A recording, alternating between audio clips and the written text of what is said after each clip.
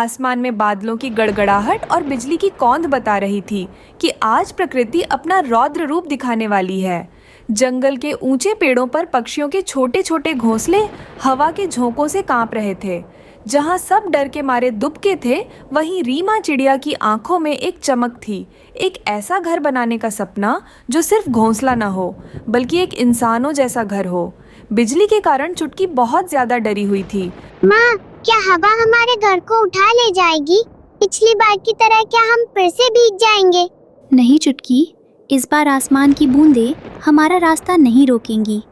मैं एक ऐसा घर बनाऊंगी जिसकी छत घास की होगी, दीवारें मिट्टी की होंगी और दरवाज़ा इतना मजबूत कि हवा भी अंदर आने से डरेगी।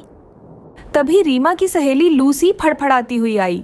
वो हमेशा दूसरों की चिंता में घुली रहती थी। रीमा, तुम यहाँ बैठी सपने देख रही हो? देखो तो कितनी भयानक काली घटा छाई है। चलो मेरे साथ चलो, पुराने बरगद के नीचे थोड़ी जगह है। तुम ये तिनके जोड़ना बंद करो, वरना बीमार पड़ जाओगी।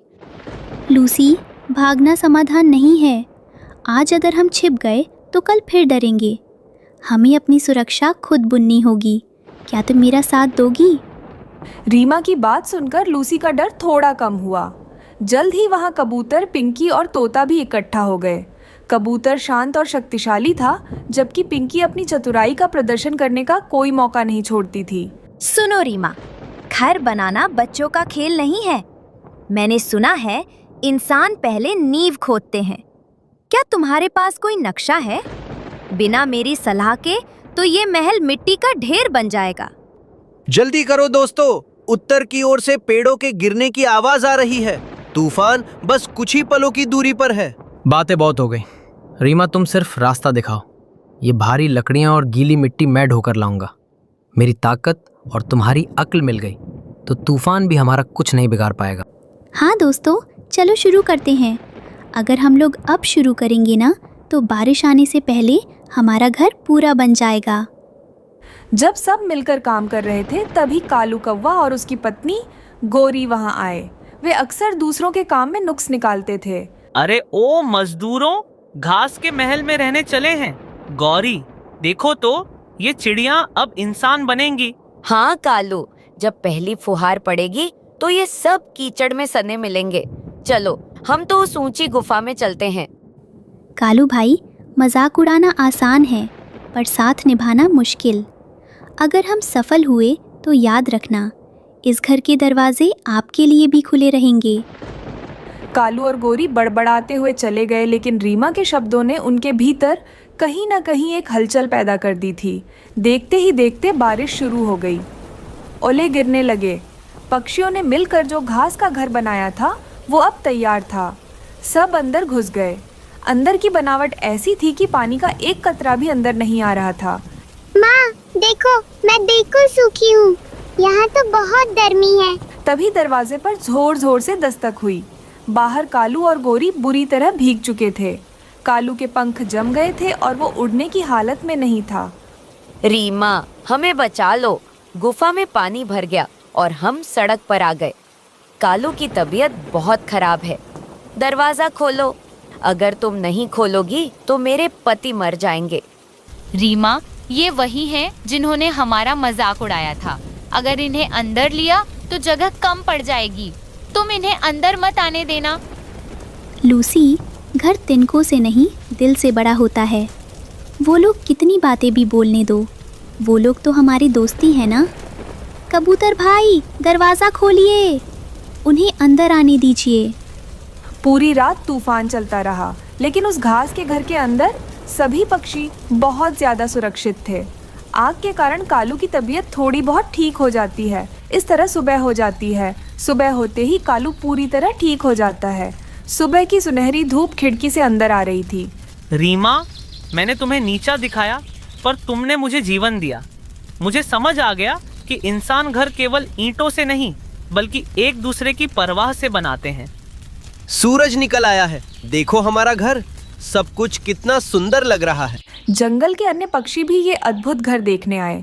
उस दिन के बाद से जंगल का नजारा बदल गया। देखा, मैंने सही अनुपात में मिट्टी लगवाई थी, इसीलिए एक भी ओला अंदर नहीं आया। ये घर मेरा नहीं है, ये हम सबकी मेहनत और उस भरोसे का है जो हमने एक दूसरे पर किया। अब इस जंगल में कोई पक्षी बेघर नहीं रहेगा। अब हर बारिश में पक्षी डरते नहीं थे, बल्कि रीमा के उस घास के महल में मिलकर खुशियां मनाते थे। एकता और प्रेम ने तिनकों को फौलाद बना दिया था। जीवन में केवल तात्कालिक समस्याओं का समाधान ढूंढना काफ़ी नहीं है, हमें आने वाली चुनौतियों के लिए पहले से योजना बनानी चाहिए। आसमान में काले बादलों का डेरा था। बिजली ऐसी कड़क रही थी मानो पहाड़ टूट रहे हों। रीमा चिड़िया अपने टूटे हुए घोंसले में अपने बेटी के साथ बैठी हुई थी। माँ, पेट में चूहे दौड़ रहे हैं, क्या आज भी हम भूखे सोएंगे? नहीं मेरी बच्ची, माँ अभी दाना लेकर आती है, बस तुम दरवाजे से दूर रहना। नहीं माँ, बाहर मत जाओ। मैंने सुना है कि खूंखार चील अब अकेले पक्षियों पर हमला नहीं करती, वो घात लगाकर बैठी रहती है। मुझे दाना नहीं, आपकी सलामती चाहिए। रीमा की आंखों में आंसू आ गए। एक तरफ ममता थी जो डर रही थी और दूसरी तरफ भूख थी जो तड़पा रही थी। रीमा ने अपना दिल पत्थर किया और दाने की तलाश में निकल पड़ी। रीमा चिड़िया अपने दोस्त कबूतर और लूसी के घर चली जाती है। कबूतर स्वभाव से बहुत ही सीधा और भोला था, लेकिन लूसी हमेशा उसकी सुरक्षा को लेकर परेशान रहती थी। रीमा बहन, तुम इस तूफान में कहाँ जा रही हो? देखो, मैंने कुछ दाने बचा कर रखे थे, थोड़े तुम ले जाओ। अरे ओ जी, आप खुद इतने भोले हो, अपनी फिक्र तो है नहीं। रीमा, इसे समझाओ, ये अभी बाहर जाने की जिद कर रहा था। इसे नहीं पता कि जंगल के उस पार चील का नया अड्डा बन गया है। लूसी, डर के जीने में क्या मजा? भगवान ने पंख उड़ने के लिए दिए हैं, छुपने के लिए नहीं। हाँ हाँ, और उन्हीं पंखों को चील नोच लेगी तब पता चलेगा। रीमा, मैं भी तुम लोगों के साथ चलूंगी। ये बहुत भोला है, कोई भी इसे बहला लेगा। लूसी बहन, तुम सही कह रही हो, हम सब लोग साथ चलते हैं, हिम्मत बनी रहेगी। हम लोग कितनी जल्दी हो सके उतनी जल्दी अपने अपने घर लौट आएंगे। माँ, तुम कीकी का अच्छे से ध्यान रखना, हम लोग जल्द से जल्द घर लौट आएंगे। तुम चिंता मत करो लूसी बेटा, मैं कीकी का अच्छे से ध्यान रखती हूँ। माँ, मेरे लिए कुछ मजेदार लेकर आना खाने के लिए। ठीक है, जरूर से तुम्हारे लिए कुछ ना कुछ मजेदार लेकर आऊंगी, पर मेरे आने तक नानू को मत परेशान करना। वहीं दूसरी तरफ माही चील गोरी को पकड़ चुकी थी खाने के लिए। मुझे छोड़ दो, मुझे मत खाओ। मेरे पति और मेरी बेटी मेरे घर में इंतजार कर रहे हैं, मुझे मत खाओ। आज तो बहुत अच्छा दिन है, इतनी तेज बारिश में काला मांस खाने में बहुत मजा आएगा। चील चील, उधर देखो, दूसरी चील आ रही है। ऐसा कहते ही माही चील दूसरी तरफ घूम जाती है। घूमते ही गोरी तुरंत उसके चंगुल से छूटकर वहां से भाग जाती है। दूसरे जंगल में रहने वाला चील इस जंगल में घुस आया था खाने की तलाश में। ये देखकर माही चील बहुत गुस्सा हो जाती है। इसकी इतनी हिम्मत, ये मेरे जंगल में कैसे घुस आया? रुको, मैं अभी इसकी खबर लेती हूँ। आज तो किसी तरह मुझे अपनी जान बचाकर अपने घर जल्द से जल्द जाना होगा, वरना ये दो चील मुझे मारकर खा जाएंगे। तीनों पक्षी मिलकर दाना ढूंढ ही रहे थे कि तभी गोरी कव्वी बदहवास होकर उनके पास आकर गिरी। उसके शरीर पर जख्म थे। भागो, यहाँ से भागो, वो जालिम चील, उसने बुलबुल के मासूम बच्चों को खा लिया है। पर कव्वी बहन, हमने तो उसका क्या बिगाड़ा है? हम तो बस अपना पेट भरने आए हैं। अरे ओ भोले कबूतर, शिकारी को वजह नहीं, शिकार चाहिए होता है, वो तुम्हें नहीं छोड़ेगी। अभी बात पूरी भी नहीं हुई थी कि आसमान से एक काली परछाई मंडराई। भूखी चील ने गोरी कव्वी को फिर से निशाना बनाना चाहा, पर गोरी कव्वी किसी तरह झाड़ियों में छुप गई। अब चील की नज़र इन तीनों पर थी। चील बिजली की रफ्तार से नीचे आई और कबूतर को अपने पंजों में दबाने ही वाली थी कि लूसी चिल्लाई, नहीं, मेरे पति को छोड़ दो, मुझे खा लो, पर इन्हें जाने दो। नहीं लूसी, तुम पीछे हटो। चील दीदी, आप तो जंगल की रानी हो, हम जैसों को मारकर क्या मिलेगा? वाह, आज तो दावत बड़ी है। एक मोटी लूसी, एक भोला कबूतर और एक नन्ही रीमा। आज मेरा पेट कई दिनों तक भरा रहेगा। रीमा चिड़िया समझ गई कि अब ताकत काम नहीं आएगी, उसे अपनी सूझबूझ का इस्तेमाल करना होगा। ठहरो चील रानी, क्या आपको पता है कि दूसरी तरफ वाली चील ने आपके बारे में क्या कहा है? क्या कहा उसने? उसने कहा कि आप अब कमज़ोर हो गई हो और आपसे एक छोटा पक्षी भी नहीं पकड़ा जाता। वो खुद को इस जंगल का राजा बता रहा है और उसने आज एक बहुत बड़ा खरगोश मार गिराया है। तभी दूसरी चील जो वाकई वहाँ घूम रही थी पास आ गई। तुम यहाँ क्या बकवास कर रही हो छोटी चिड़िया? भैया, ये कह रही हैं कि आप इनके इलाके में घुसपैठ कर रहे हो और आप बहुत कमज़ोर हो। दोनों चीलें घमंडी और क्रूर थे। अपमान की बात सुनकर उनका खून खौल उठा। वे भूल गए कि उनके सामने शिकार खड़ा है। वे आपस में ही भीड़ गए। हवा में उनके पंख झड़ने लगे और वे लड़ते लड़ते पहाड़ी की गहरी खाई में जा गिरे। जब खतरा टल गया तो चारों ने राहत की सांस ली। अपने अपने घर वापस लौट चले। तुम चिंता मत करो गौरी, मैं तुम्हें सही सलामत तुम्हारे घर छोड़ आऊंगा। रीमा जल्दी से ढेर सारा दाना लेकर अपने घोंसले की ओर उड़ी। घर पहुंचते ही उसने देखा कि चुटकी दरवाजे पर आंखें बिछाए बैठी थी। माँ, आप आ गई। मुझे लगा आप चुटकी, माँ कभी अपने बच्चों को अकेला नहीं छोड़ती। देखो, आज लूसी चाची और कबूतर अंकल ने भी हमारी मदद की। उस रात बारिश तो हो रही थी, पर घोंसले के अंदर डर का अंधेरा नहीं, बल्कि ममता और जीत की रोशनी थी। जंगल ने आज सीख लिया था कि एकता और बुद्धि से सबसे बड़े दुश्मन को भी हराया जा सकता है। सुंदरवन में रीमा चिड़िया रहती थी। रीमा और टुन्नू चिड़ा एक दूसरे से बहुत प्यार करते थे। मौसम बहुत साफ था। रीमा, अब हमें देर नहीं करनी चाहिए। मैं आज ही तुम्हारी माँ से बात करूंगा। हम शादी कर लेते हैं। नहीं टुन्नू, तुम नहीं जानते मेरी माँ को। वो बहुत गुस्से वाली हैं। वो चाहती हैं कि मेरी शादी किसी अमीर पक्षी से हो, जिसके पास बहुत बड़ा घर और अनाज के गोदाम हो। अरे पगली, प्यार से बड़ा कोई धन नहीं होता। मैं उन्हें मना लूंगा। मैं तेज उड़ सकता हूँ, मेहनत कर सकता हूँ। मैं तुम्हें हमेशा खुश रखूंगा। टुन्नू हिम्मत करके रीमा के घर की तरफ बढ़ता है। नमस्ते काकी, मैं रीमा से बहुत प्यार करता हूँ और उससे शादी करना चाहता हूँ। क्या कहा? शादी? अपनी शक्ल देखी है? एक साधारण सा चिड़ा। मेरी रीमा के लिए तो मैं कोई बड़ा सेठ चिड़ा या अमीर चिड़ा ढूंढूंगी। तेरे पास है क्या? काकी, मेरे पास हिम्मत है और रीमा के लिए सच्चा प्यार है। मेरी माँ भी बहुत अच्छी हैं। वो रीमा को बहुत मानेंगी। प्यार से पेट नहीं भरता। निकल जा यहाँ से। अगर दोबारा यहाँ दिखा तो पंख नोच लूंगी तेरे। रीमा पीछे खड़ी रो रही थी। टुन्नू रीमा की आंखों में आंसू देखकर दुखी हो जाता है।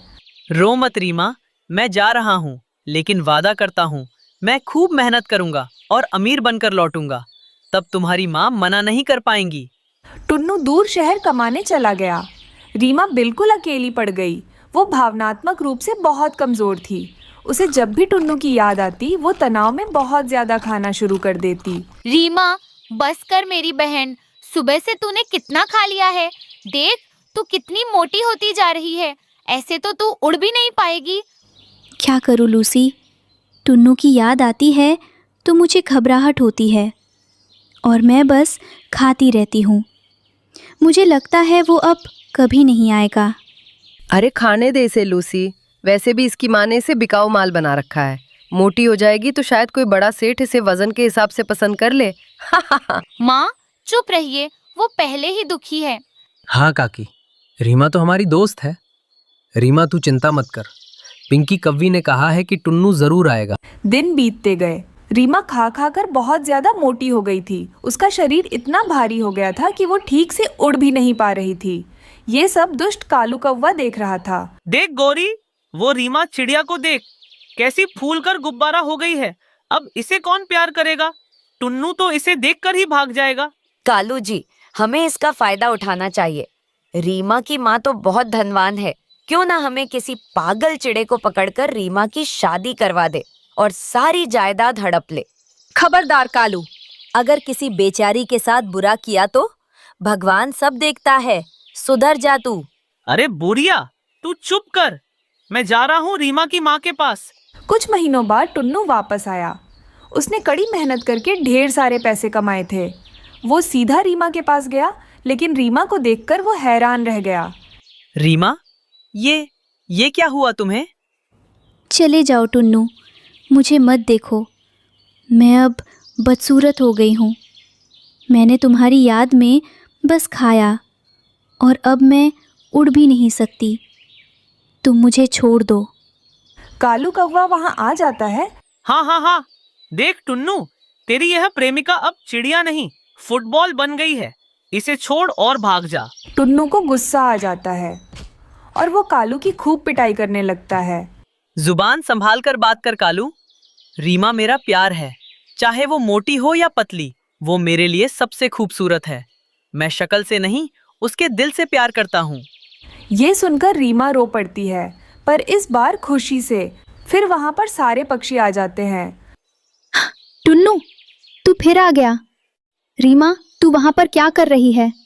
टुन्नू, तू निकल यहाँ से। रुको काकी, ये कालू धोखेबाज है। ये आपकी सारी जायदाद हड़पना चाहता है। चुप कर पिंकी, झूठ मत बोल। दोस्तों, अब बातों का वक्त नहीं है, हमें भागना होगा। ठीक है, रीमा उड़ नहीं सकती।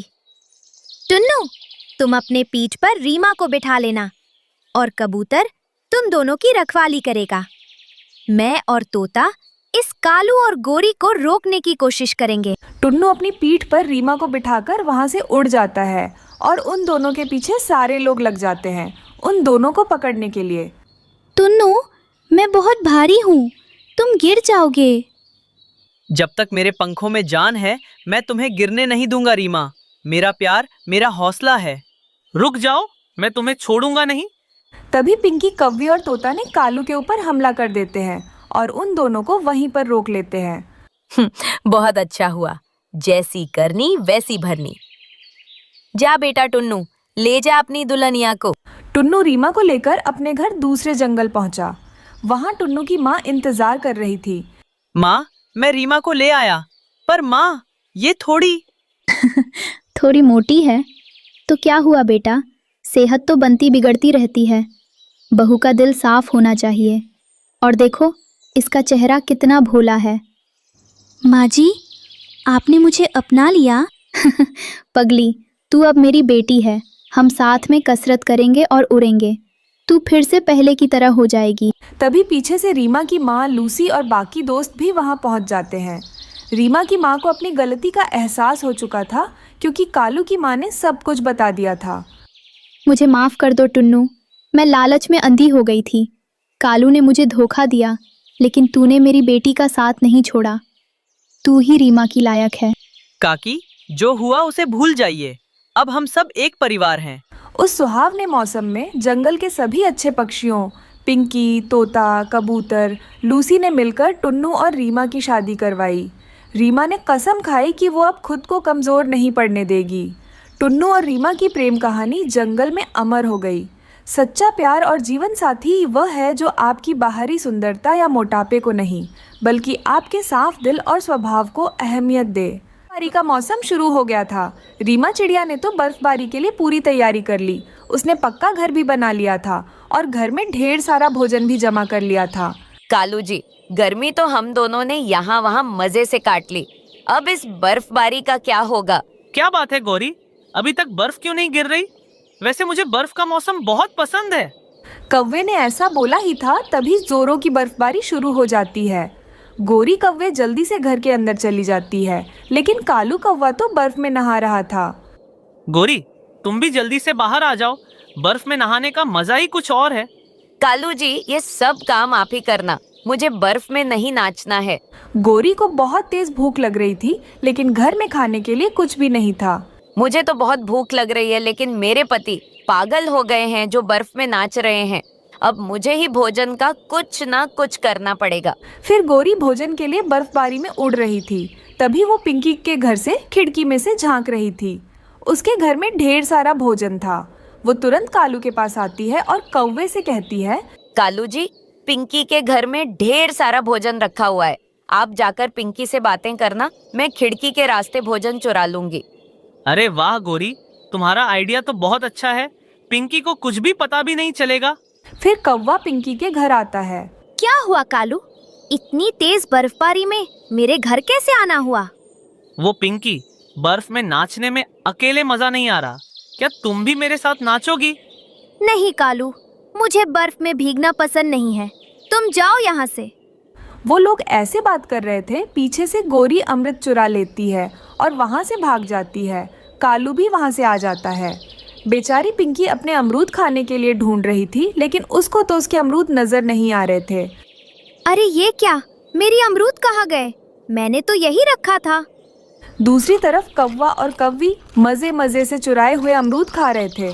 अरे वाह वाह, मीठे मीठे अमरूद खाकर मजा ही आ गया। कालू, अब हर दिन हम दोनों ऐसा ही करेंगे, फिर रोज हमें भोजन की क्या चिंता होगी। दूसरे दिन पिंकी मीठे जामुन खाने के लिए बैठी हुई थी। कल तो मेरे अमरूद किसी ने चोरी कर ली, आज तो मैं मजे मजे से जामुन खाऊंगी, वो भी अपना खिड़की बंद करके। फिर पिंकी अपने खिड़की दरवाजे बंद कर लेती है और मीठे मीठे जामुन खाने लगती है। फिर पिंकी अपने जामुन खत्म करने के बाद अपना खिड़की खोलती है। कालू जी, आज हम दोनों क्या खाएंगे? मुझे तो बहुत भूख लग रही है। लगता है वो पिंकी के पास भी भोजन खत्म हो गया है। अब हम क्या करेंगे? गोरी, मुझे भी बहुत भूख लग रही है। कालू जी, आज हम चिड़िया का भोजन चुरा कर लाएंगे। मेरे पास एक उपाय है। फिर गोरी कालू को अपना सारा उपाय बताती है। कालू चिड़िया के घर जाता है। क्या हुआ कालू भैया, आप इतनी जल्दी में क्यों हो? किसान की पत्नी भर भर के दाना बांट रही है, तुम भी जाकर ले लो। मैंने भी बहुत जमा कर ली, सोचा तुमको भी बता दूं। कालू भैया, मेरे पास तो पहले से ही भोजन जमा है, इसीलिए आप ही लाएं। अरे चिड़िया माना कि तुम्हारे पास ढेर सारा भोजन जमा है, आगे के दिनों के लिए क्या करोगी? अगर यह बर्फबारी नहीं रुकेगी तो जाओ, जाकर भोजन लेकर आओ। फिर रीमा चिड़िया को कालू की बात ठीक लगती है। वो उसके साथ भोजन लेने के लिए चली जाती है। पीछे से गोरी चिड़िया के घर आती है। छुटकी, तुम्हें तुम्हारी माँ ने बुलाया है। दाने का वजन बहुत ज्यादा हो गया है, इसलिए तुम भी अपनी माँ के पास जाओ और उनकी मदद करो। ये सुनकर छुटकी इंसानों के बस्ती की तरफ चली जाती है। फिर गोरी जल्दी से चिड़िया के घर आती है और सारा भोजन चुराकर वहाँ से भाग जाती है। कालू भैया, आप मुझे यहाँ क्यों लेकर आए हो? यहाँ तो कोई नहीं है। किसान की पत्नी, वह किसान की पत्नी चली गई होगी। वह क्या है ना, बर्फ गिर रही है न शायद, इसलिए चलो हम घर वापस चलते हैं। वो दोनों घर वापस आ ही रहे थे, तभी धीरे धीरे उड़ती हुई छुटकी नजर आती है। अरे छुटकी बेटी, इतनी बर्फ में तू यहाँ क्यों आई हो?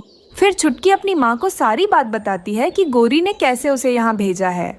छुटकी के ऐसे कहते ही कालू समझ जाता है और वहाँ से भाग जाता है। घर जाकर दोनों पति पत्नी बहुत खुश हो रहे थे। अरे मुझे तो पता ही नहीं कि वह छोटी चिड़िया ने अपने घर में इतना ज्यादा भोजन जमा कर रखा है। हाँ कालू जी, अब तो हमारे मजे ही मजे हैं। बर्फबारी के मौसम में हम दोनों आराम से बैठकर भोजन खाया करेंगे। छुटकी, मुझे अब समझ में आया कि गोरी और कालू ने हमसे झूठ बोला।